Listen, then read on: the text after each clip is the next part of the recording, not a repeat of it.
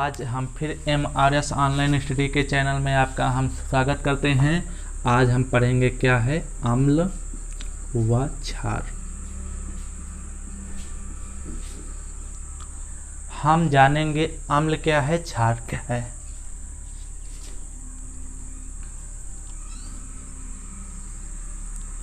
और अम्ल क्षार क्या है और कौन से वैज्ञानिक ने क्या दी हैं, परिभाषाएं दी हैं। ठीक है, हम इसके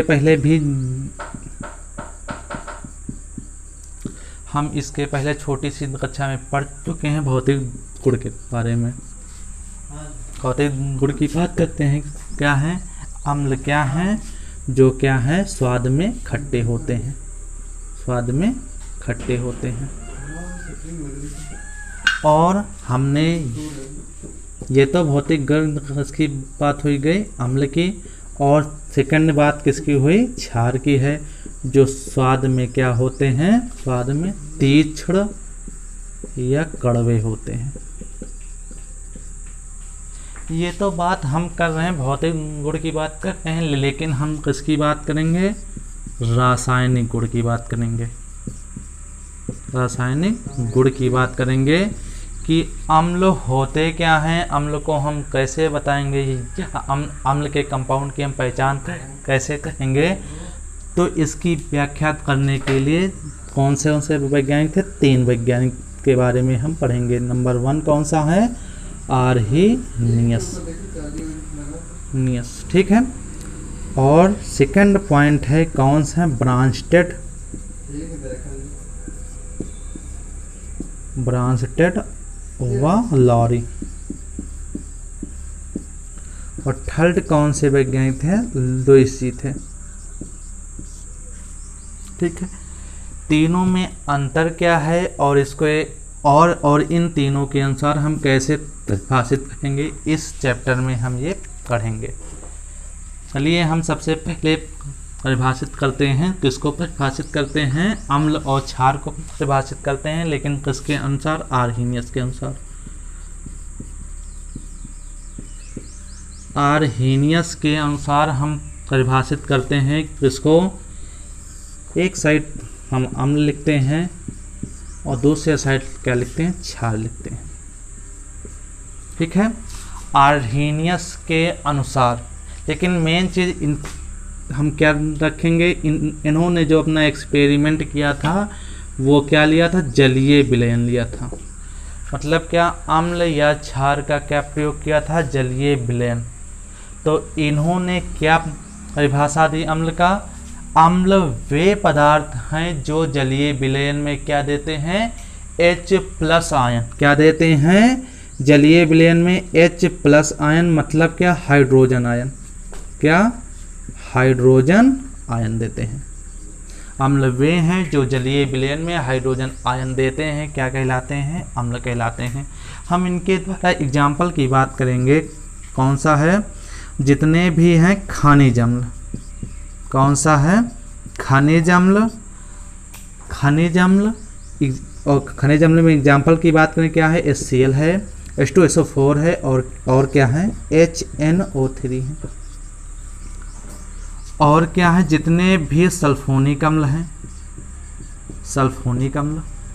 सल्फोनिक अम्ल के अंतिम में क्या होता है, SO3H होता है। ठीक है, और किसकी बात करें, कार्बोक्सिलिक अम्ल की बात करें,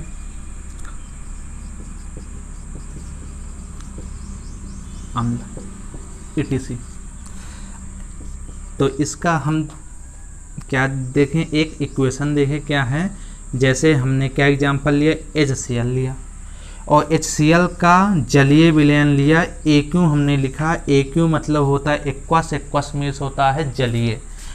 तो इसका ये यदि HCl का जलीय विलयन है तो ये जलीय विलयन में क्या देगा, H+ देगा और क्या देगा, Cl आयन देगा।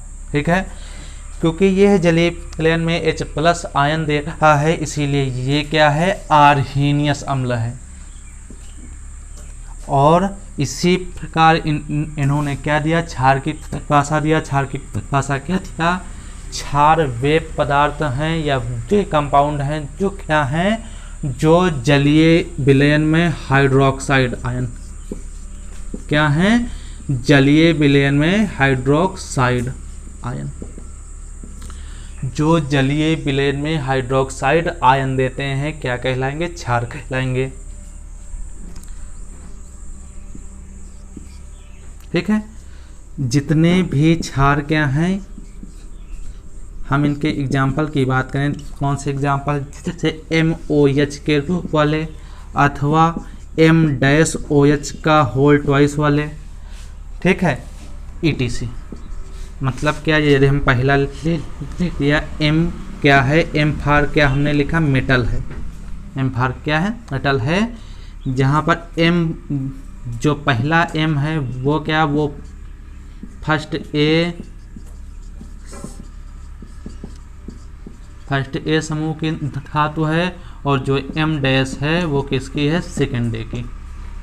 ठीक है, तो हम फर्स्ट ए के एग्जाम्पल की बात करते हैं। क्या है, NaOH है, ये क्या जलीय विलयन में देगा, Na+ और OH- आयन।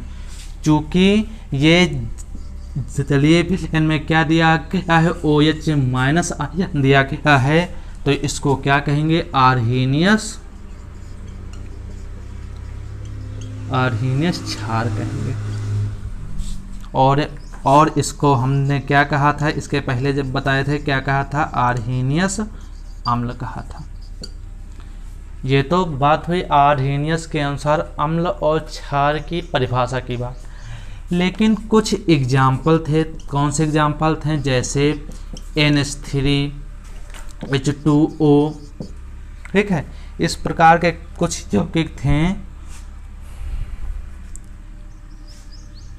तो इस भाषा के अनुसार इस प्रकार के कंपाउंडों की हम व्याख्या नहीं कर पाए कि अम्ल हैं कि क्षार हैं, इसीलिए इनकी परिभाषा कुछ यौगिकों पर फेल हो जाती है। उसके बाद कौन से वैज्ञानिक जी थे, ब्रांस्टेड और लॉरी।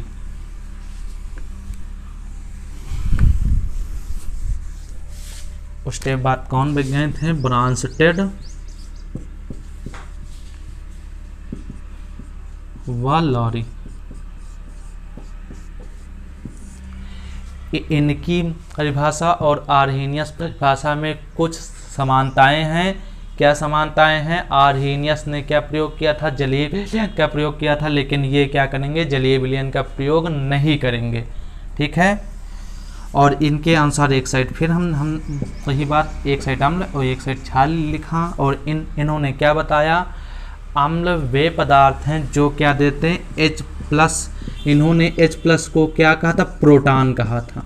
क्या कहा था, प्रोटॉन कहा था। क्या है, अम्ल वे हैं जो क्या है, प्रोटॉन देते हैं, है ना। तो इसके अनुसार एग्जाम्पल की बात करें, कौन सी एग्जाम्पल, जैसे मान लिया एक हमने HCl ले लिया, ठीक है, लेकिन इसका हम जलीय विलयन नहीं देंगे, तो HCl क्या है, ये क्या प्रोटॉन देगा और Cl- देगा, तो इसको क्या कहेंगे, प्रोटॉन है, प्रोटॉन ये देता है, तो इसको क्या कहेंगे, ब्रांस्टेड एंड लॉरी अम्ल। क्या कहेंगे, ब्रांस्टेड एंड लॉरी अम्ल। इसी प्रकार हम क्षार की बात करते, इन्होंने क्या बताया, क्षार वे पदार्थ हैं या वे कंपाउंड जो क्या हैं, प्रोटॉन क्या है, जो प्रोटॉन लेते हैं, क्या है, प्रोटॉन एक्सेप्ट करते हैं। इसको इन्होंने क्या कहा, प्रोटॉन एक्सेप्ट करते हैं। इसके पहले उन्होंने अम्ल में क्या बताया था, क्या है, जो H+ आयन अर्थात प्रोटॉन देते हैं, और क्षार क्या है, जो प्रोटॉन देते हैं। इसके एग्जाम्पल की हम बात करते हैं। क्या है, जैसे हमने ले लिया अमोनिया, और अमोनिया को हमने H+ दे दिया, ये क्या बनाएगा, NH4+। क्या हुआ, इन्होंने क्या दिया, इसको क्या दिया, प्रोटॉन दे दिया, तो क्या बन गया, एक कंपाउंड बन गया। और तो इस अमोनिया को हम क्या कहेंगे, इस अमोनिया को क्या कहेंगे, ब्रांस्टेड एंड लॉरी क्षार। ठीक है, और साथ ही साथ इन्होंने एक एग्जाम्पल और क्या दिया था, जैसे H2O है, H2O क्या कर सकता है, ये प्रोटॉन दे सकता है, तो ये क्या है, ब्रांस्टेड एंड लोरी अम्ल के जैसा व्यवहार करता है। और सेकंड एग्जाम्पल की यदि बात करते हैं तो H2O प्रोटॉन ले भी सकता है, क्या बनाएगा, H3O+ बनाएगा, हाइड्रोनियम आयन बनाएगा, इसीलिए इसको ब्रांस्टेड एंड लोरी क्षार भी कहते हैं, अर्थात ये अम्ल भी है और क्षार भी है ब्रांस्टेड एंड लोरी के अनुसार। इसके बाद भी कुछ कंपाउंड थे, जैसे क्या था, BF3 है, BF3। अब इस परिभाषा के अनुसार BF3 का हम क्लासिफिकेशन नहीं कर सकते हैं, क्या नहीं कर सकते हैं कि ये अम्ल है या क्षार है, ठीक है। तो इन कमियों को दूर करने के लिए आगे कौन से वैज्ञानिक आए, लुईस थे,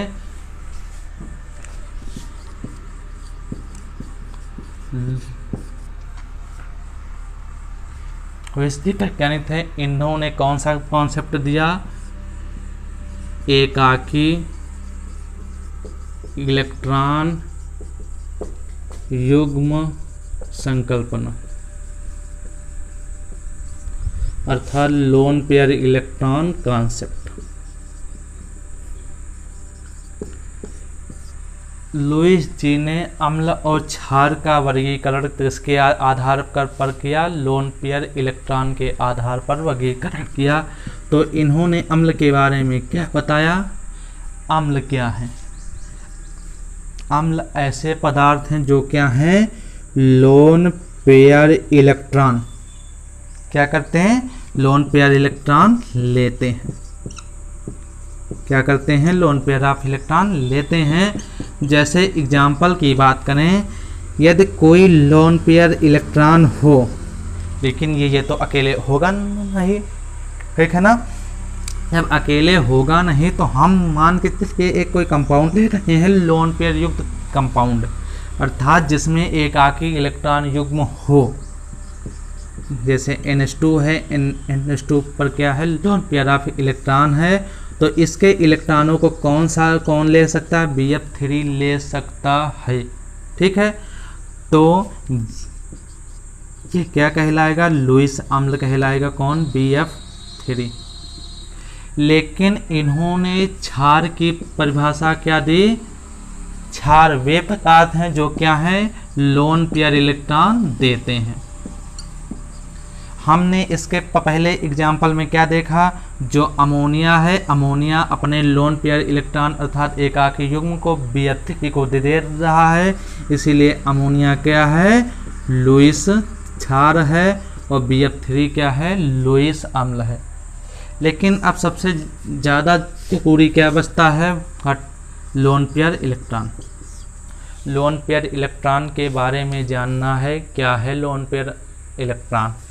देखो, प्रत्येक यौगिक है, प्रत्येक यौगिक के बाहरी कोश के इलेक्ट्रॉन क्या करते हैं, बंध बनाते हैं, क्या करते हैं, बंध बनाते हैं। क्यों बनाते हैं, स्थायित्व प्राप्त करने के लिए, क्यों बनाते हैं, स्थायित्व प्राप्त करते हैं, अर्थात प्रत्येक यौगिक स्थायित्व प्राप्त करने के लिए क्या करते हैं, बंध बनाते हैं। अब जो वो बंध बनाएगा, या तो बनाएगा आयनिक, या तो सहसंयोजी बनाएगा, या तो उप सहसंयोजी बनाएगा, अथवा धात्विक बंध बनाएगा, ठीक है। तो बंध बनाने के पश्चात बाहरी कोश में जो इलेक्ट्रॉन बच जाते हैं, अर्थात जो बंध बनाने में पार्टिसिपेट नहीं कर सकते हैं, या जो बंध बनाने में पार्टिसिपेट नहीं कर सकते हैं, उन इलेक्ट्रॉन को क्या कहते हैं, एकाकी इलेक्ट्रॉन युग्म कहते हैं, अथवा क्या कहते हैं, लोन पेयर ऑफ इलेक्ट्रॉन कहते हैं, ठीक है।